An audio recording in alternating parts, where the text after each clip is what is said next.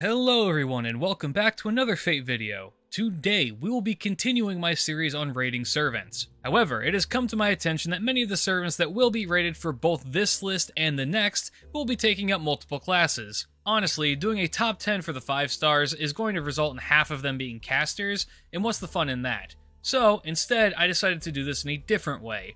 We are going to be doing a best in class showcase.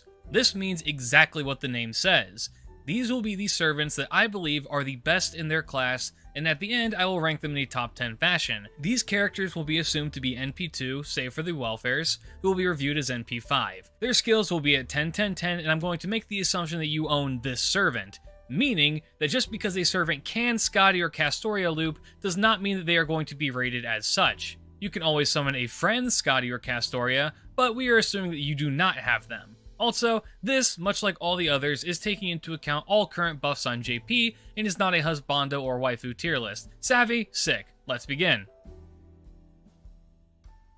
Starting with the Saber class, we have Saber Hokusai. Now, this placement could very easily be overtaken by Saber Lancelot, but having tested them both against each other, Hokusai is slightly better in my opinion. Here is why. The two play almost exactly the same way, both being single target art crit sabers. Lancelot is more consistent in the crit department because he is able to self-sustain himself with stars. Hokusai, however, is able to spam out her NP with very little help while also firing off some very good crits. Hokusai's inability to make as many stars is very easily alleviated by using budget supports like Hans or Mozart, but let's look more deeply into her skills. Hokusai's first skill is a 20% NP charge with a 20-star star bomb on a 5-turn cooldown, a very powerful skill on a short fuse. Her second skill is a 500% star absorb that also gives her a guts that will res her for 2000 HP for 5 turns on a 7-turn cooldown. Mostly this skill will be used for the star absorb, but the extra survivability is nice. Her third skill is a 30% art buff that also increases her critical damage by 20% every time that she crits for 3 turns on a 6-turn cooldown. This means that if you are able to keep on critting, you will rack up an absurd amount of damage. But all of these skills are brought together to use her Noble Phantasm, a single target arts NP that hits 8 times and self-buffs itself to do 30% bonus NP damage. This NP hits like a truck and refunds a healthy chunk of NP charge back to her.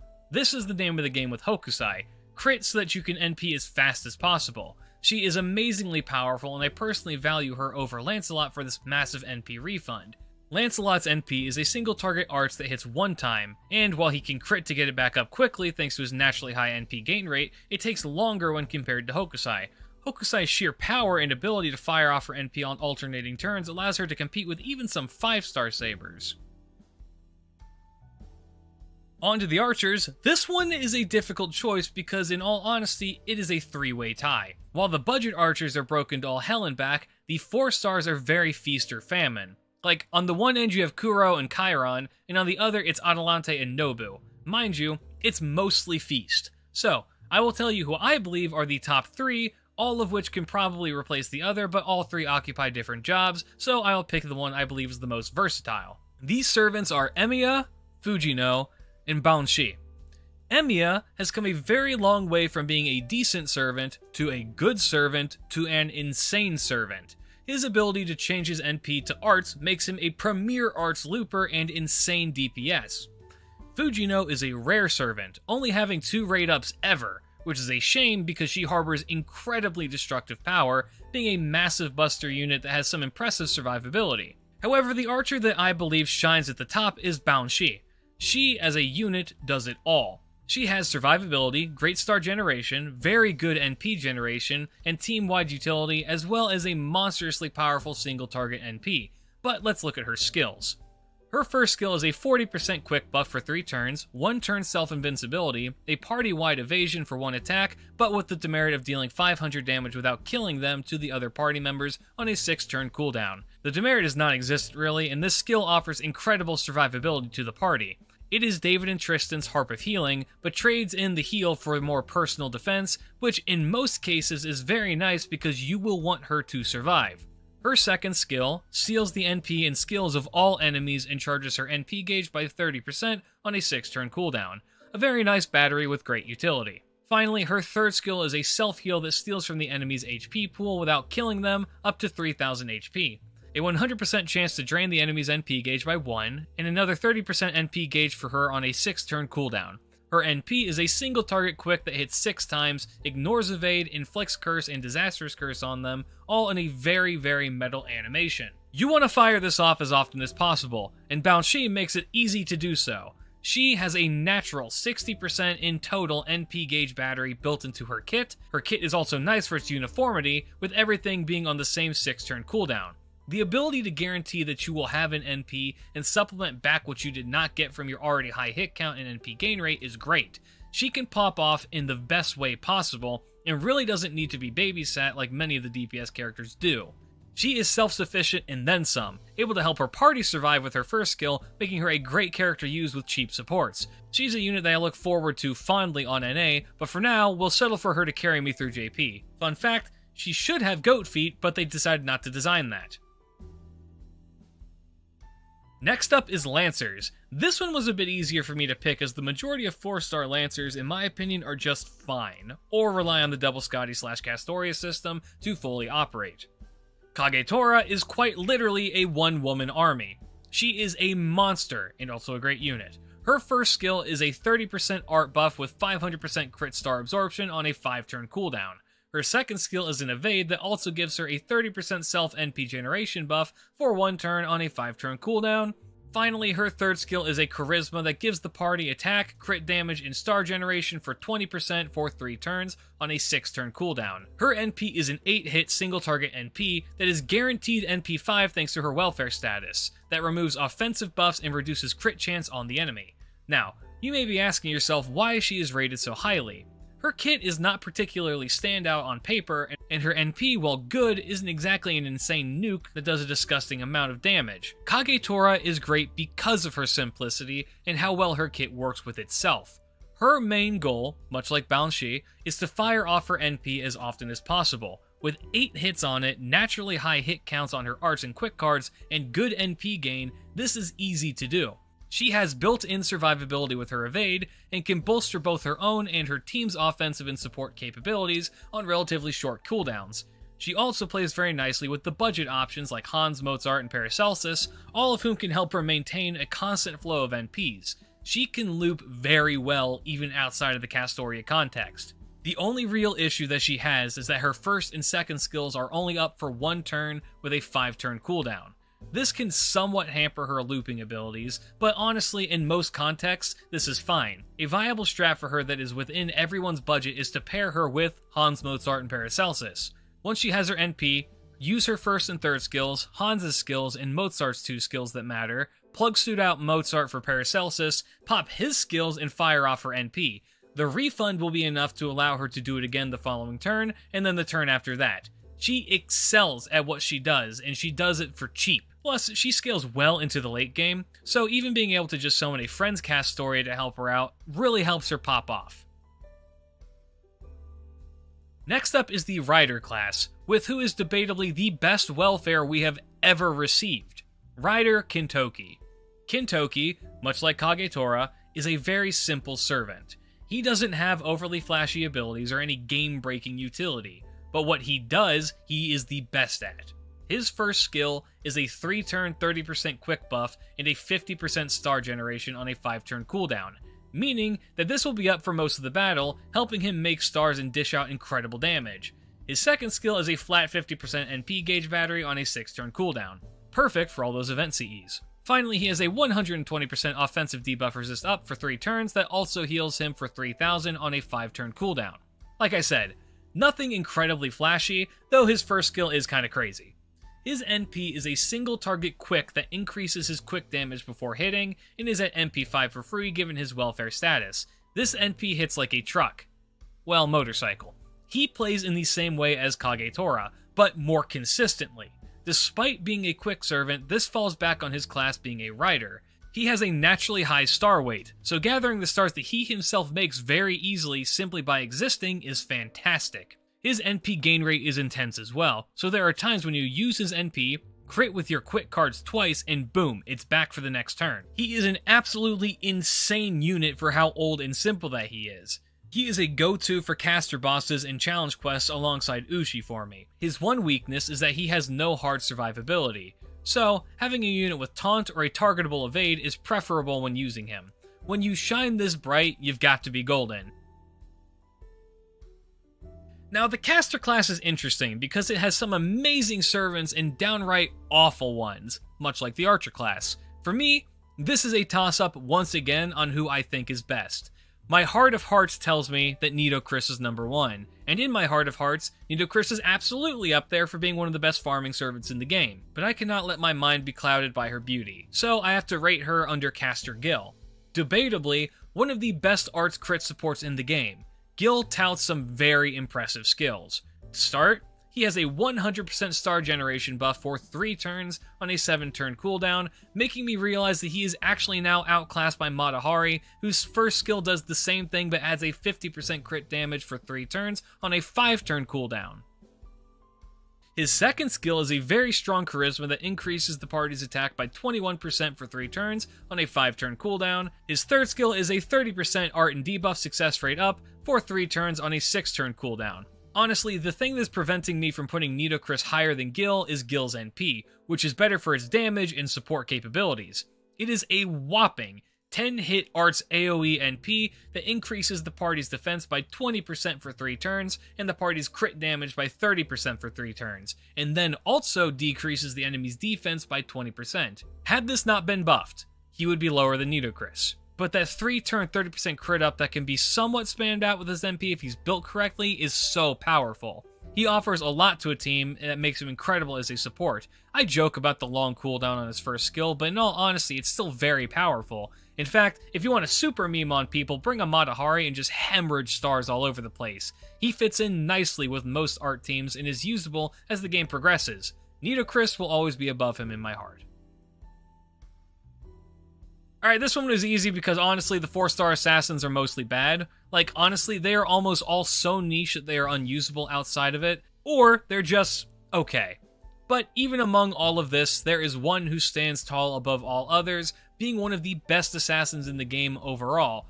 That is, of course, Ryogi Shiki. I promise you, I'm not rating welfares higher because they have NP5, it's just that the welfares are either very broken, or they're bottom tier. Shiki is the former. She is a single target art servant who specializes in instant death memes. Well, not quite, but let's take a look at her. Her first skill grants her Ignore Invincibility, a 50% art buff for 1 turn, and reduces one enemy's instant kill resist by 100% for 1 turn, all on a 5-turn cooldown. You will always want this up when you are going to use her NP. Her second skill is Mind's Eye Fake, which gives her Evade for 1 turn and a 3-turn 40% crit damage buff, all on a 6-turn cooldown. Her third skill is a 30% NP battery that deals 1000 damage to her on a 6-turn cooldown. Her NP is a single target arts that does massive damage, ignores defense, and reduces the enemy's defense by 10% for 3 turns, with a chance to instant kill.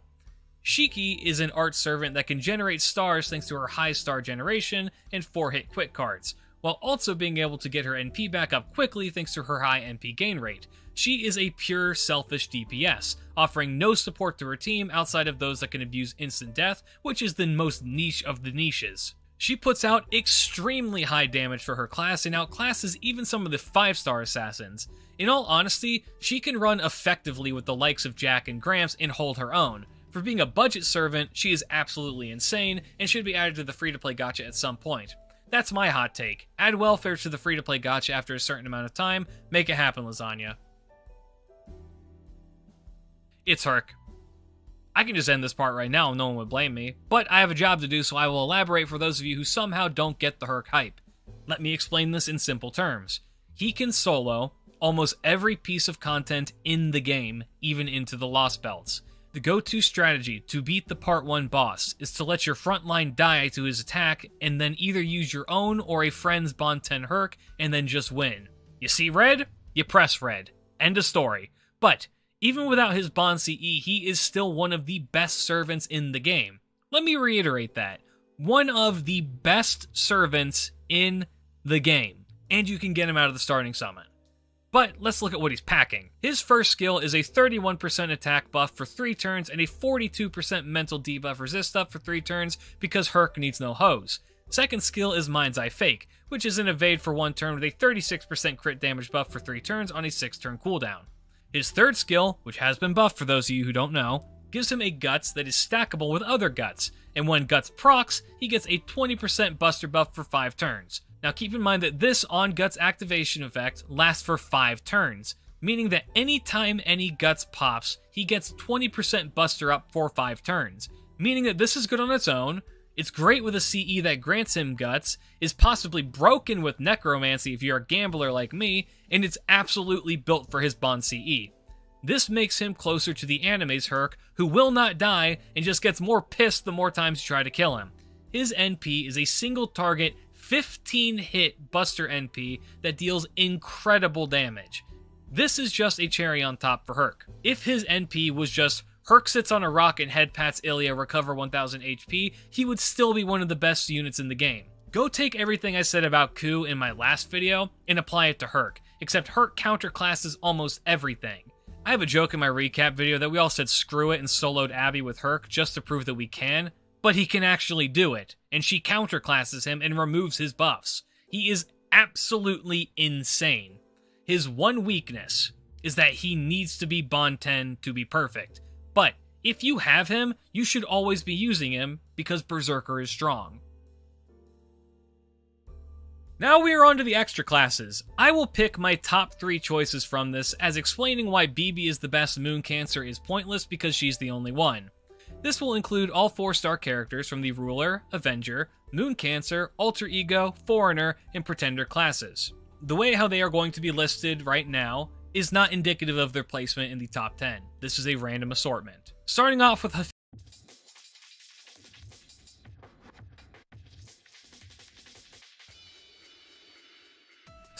we have BB. BB is kind of a curious servant, as she is both a DPS and a support depending on the context. It was pointed out to me by several people that BB does in fact enable Fran to loop her NP in a double Scotty context, thanks to her skill set, but we will get into that later.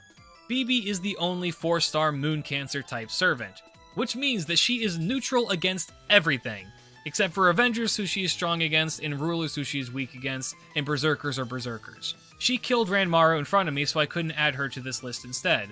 Let's look at her skills. Her first skill is a targetable debuff immunity that lasts for 1 time for 3 turns, coupled with debuff removal and a 3000 HP heal, all on an insanely low 4-turn cooldown.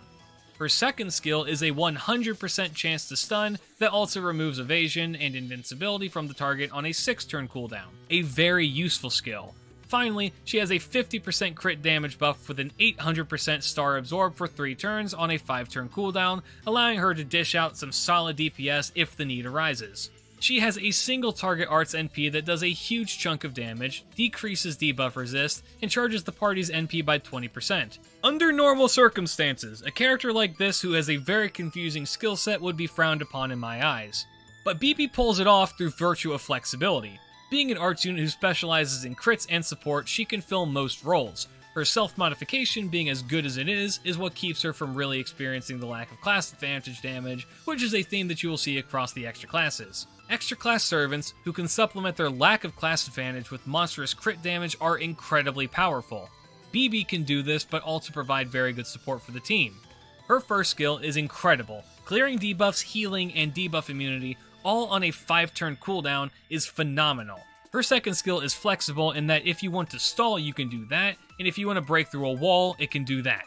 It's better than an ignore, evade, or invincibility as it impacts the whole party. Her NP is fine for what it is, but it's the weakest part of her kit, honestly. Her NP gain isn't good enough to spam it out or anything, but it does a healthy chunk of damage, and the NP charge is nice. However, she's not even the best Kohai on this list.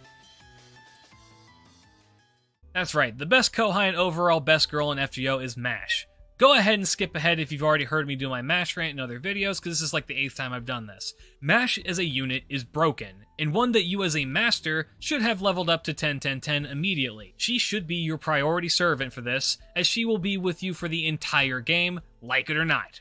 Let's start with her main selling point. She is a tank unit with neutral class advantage against everything that costs 0. That's right. She is free to put on any team at any given time, and she works with every single team comp for the most part. Even in farming teams, you can just put her in the backline to hold your Chaldea tea time or Da Vinci CE, but her kit lives up to the hype as well.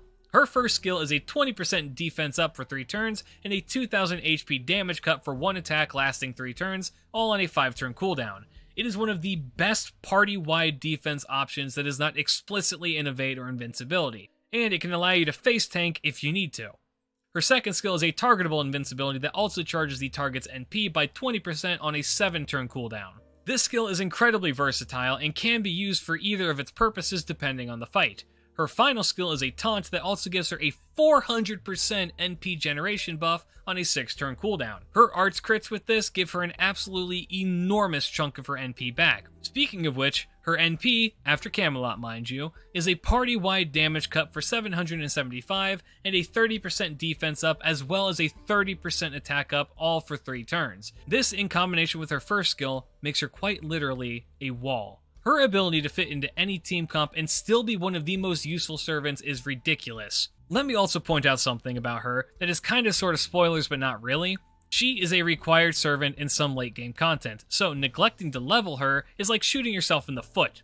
She is the best tank in FGO, hands down, and our dearest Kohai, so take care of her.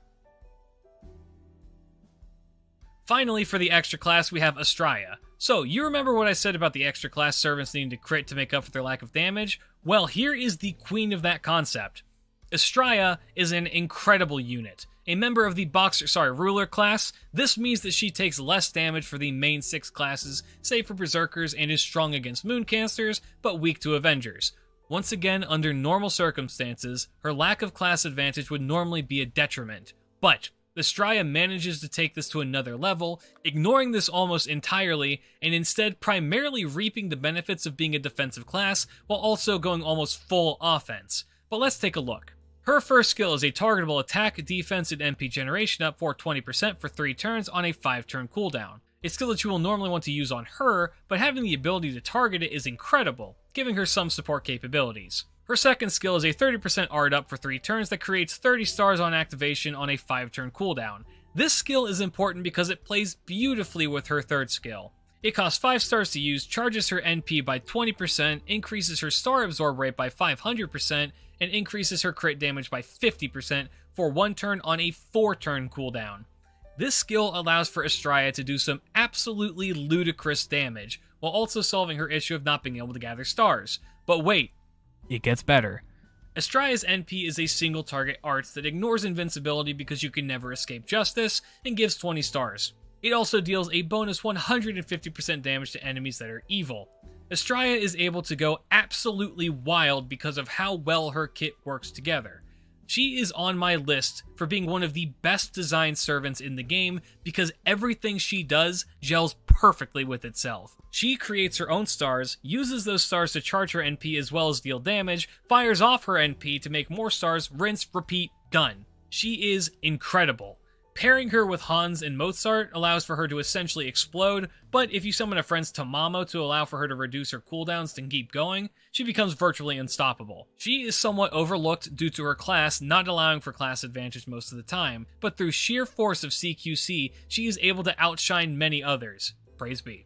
So those are my picks for who the top 10 are, but now how do we order them? Naturally, all of these units are phenomenal in their own right, and even then, some are in a league of their own. My explanations for these placements will be far from as in-depth as they have been in previous videos, given that I have now talked at length about these characters. So, I will be doing this taking into account how powerful they are, how often they can be used, how freely they can be used, and how well they work in their preferred contexts.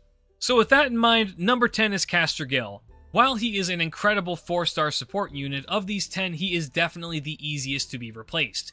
His job can be covered by the budget units for the most part, and the bonus effect on his NP, while great, takes too long to get due to his low NP gain rate. If they made his first skill identical to Matahari's, or buffed his charisma, he would be a bit more redeeming as a crit support, but his long cooldowns and somewhat vanilla support kit make it a bit more of a struggle to use him. He is a great unit, don't get me wrong, but a buff on either his first or second skill is really needed for him to compete in modern FGO. As you may have guessed, my honorable mention for this class is Nitocris, who even to this day on JP is one of the only characters who can actually utilize the instant death mechanic effectively for farming. Number 9 is Bibi. While BB is very flexible and can be used in many different contexts, this flexibility allowing for her to be good at everything makes her not great at anything. She is an incredibly powerful unit, but she requires crits if you want to use her as a DPS, and otherwise her supporting skills are fairly one and done.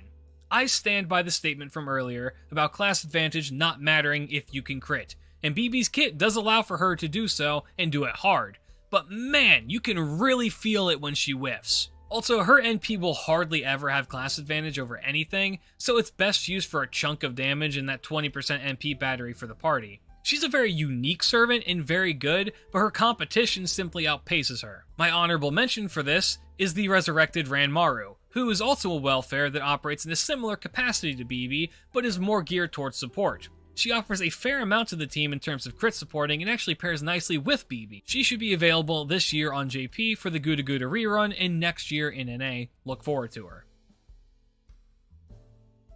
Number 8 is Kagetora. Kagetora's primary flaw is her cooldowns. She has skills that allow for an incredibly powerful turn, followed by her needing to reap the rewards of being supported. Mind you, she works well with supports from every star category, so supporting her is not difficult on her off turns. But this does not change the fact that these off turns exist and that they are rough on her. Her damage output overall relies on her ability to Noble Phantasm and to crit. She can easily do both, but does need the help of others to cover for her weaknesses. Mind you, this is essentially me telling you that you need to build a comp for her that makes her work even better, which is just a natural part of playing the game. My honorable mention for the Lancers would be Parvati. While Par shines the best in a double Scotty setup, she does not require one to work. Par has naturally high NP gain rate and star generation, and some absolutely nutty skills, but supporting her is a bit more difficult than Kagetora, given how quick supports are almost exclusive to the 5 stars or the riders, making it difficult to reap those benefits. In number 7 we have Shiki. She is a breath of fresh air for the 4-star assassins, being a character that is not terrible and then some. She is incredibly self-sufficient, but at the end of the day is held back by her class. While she is one of the premier rider boss killers, her gimmick with the instant death rarely pops up. Her abilities are amazing, but that 1000 damage to her when she uses her 3rd skill can start to rack up for longer fights. So Shiki favors fights where she's able to get in, do her job, and get out. While there is nothing wrong with this, it just makes her slightly worse than those that are ranked above her. Mind you, she is still an outstanding unit. My honorable mention for the assassin class is Carmilla. While she may seem somewhat lackluster on paper, she offers a lot in terms of damage. She plays in the field of wanting to use her NP as often as possible, and she is good at getting it, while also keeping herself alive, making her own crit stars, and debuffing the enemy. Couple this with having a disgustingly high NP gain rate, her low hit counts do not matter. Number 6 is Hokusai. Her ability to spam out her NP and do enormous crit damage should not be ignored. But she, much like Kagetora, falls off on her off turns. In fact, she is very comparable to Kagetora in this regard because of her playstyle. The difference being that Hokusai is more consistent with her abilities. What this means is that she has less off turns and more consistency. She is still one of the better single target art sabers in the game, and getting her at MP5 is amazing. Her honorable mention is, of course, Lancelot, who occupies the same job that she does and is more star sufficient than her, so if you've missed her event but managed to snag him, he's a perfectly fine substitute.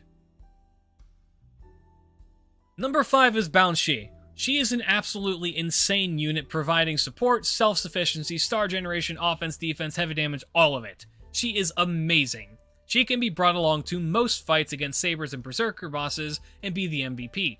Her skills and abilities flow so well together that she is simply astounding. Her only major weakness is that she literally hurts her team, and that she wants to be at the center stage all of the time. She shines best as a DPS with support capabilities, rather than a true hybrid. But honestly, if this is the only real complaint that I can find, you know she is a good unit. The honorable mention for the Archer class goes to Fujino, whose raw damage output and survivability is absolutely ridiculous. In all honesty, she could be in this spot over Banshee, but I personally favor the party-wide support over the personal one, but that's just all a matter of opinion. Number 4, we have Estrella. I said it earlier, and I'll say it again. Her kit is perfect for her. Everything that she does flows so well into itself that she becomes one of the most self-sufficient and powerful servants in the 4-star category. She has ridiculous control over her damage, and her ability to make her own stars despite being an arts unit should not be ignored. Her only downfall is her lack of class advantage, which she self-alleviates by critting forever. I think for the extra classes, Ranmaru is the closest to even competing with them, so she is covering the honorable mentions for all of the extra classes. That said, however, Summer Da Vinci Lily is a very interesting support servant. She offers a targetable projection, NP battery, gain rate damage, and overcharge effect, while also having an interesting NP that does damage and offers random effects. I'm excited to test her out more, because her kit is very unique, but honestly it's nowhere near Estraya. Number 3 is Kintoki. Again, for how simple he is, he remains one of the most powerful riders in the game, able to easily generate his own stars, keep himself alive, crit like a monster, and get his NP back incredibly well. For being a character completely untouched since release, he is still an amazing unit. As mentioned before, I think Habernyan is the closest in raw power to Kintoki, being an incredible support for female allies, while also dishing out significant damage with her NP. She deserves more attention as rider supports like her are fairly rare, and her abilities honestly push her into the top tiers of the game. Number 2 is Herc. Herc is hands down one of the best DPS units in the game, even as we near the 7th anniversary and him being a year 1 servant. His strategy is simple but effective, and his ability to just blitz you through the game is insane. He is one of the few servants who completely lives up to his hype, and for that I believe he is worthy of being so high in this list. In fact, he is debatably better than the number 1 servant, but I will firmly hold on to my position. For Berserkers, my honorable mention is Penthesilea. I love this unit dearly, and she is the MVP of my free-to-play account. She is an insanely powerful DPS servant with amazing support for your other buster units. She is also able to fire off an incredibly powerful single-target buster NP often, and is essentially immune to debuffs. However, her lack of protection makes it difficult for her to survive on her own, but this can be easily alleviated by using cheap supports and tanks. Speaking of... Number 1 is Mash. One of the few characters that can fit into every single context in the game that is not soloing, Mash stands above all others. I cannot think of a single challenge quest, event quest, or story quest that Mash is not useful in. And for the little shit that just said, well, what about VR Mash, Omega lol, get out of here, you know who you are. We're talking about the real Mash, baby. Her defensive buffs are welcome in every single team comp. Targetable invincibility is incredible, and a taunt that can pretty much get her NP back is outstanding. I will say that her one issue is that you need to beat Camelot to get full use out of her NP, but honestly, that's fine. It is easier than getting Herc Spawn 10 for sure. Mash is an invaluable unit and should be appreciated. Never mind the fact that her team cost is 0, meaning that she can not only fit into your teams, but also allows you to bring out the bigger guns if you need to. She is a perfect servant all around, and every day I thank Ishtar and Erish for her. But that is it! Thank you all so much for watching, I really do appreciate it. I feel like these videos keep getting longer and longer, but let me know who your picks for the best in class are, or how you would order the ones I have listed. Like this video as it really does help out the channel. Leave down below your suggestions for the 5-star list that will be happening. Subscribe to catch these as they go up. By the time that this is uploaded, I will have surpassed 7.5k subscribers, which is insanity to me. You are all amazing, and I cannot thank you enough. Check out my Twitch for significantly less structured content, and also I have a Twitter, but for now, keep your chin up. Peace.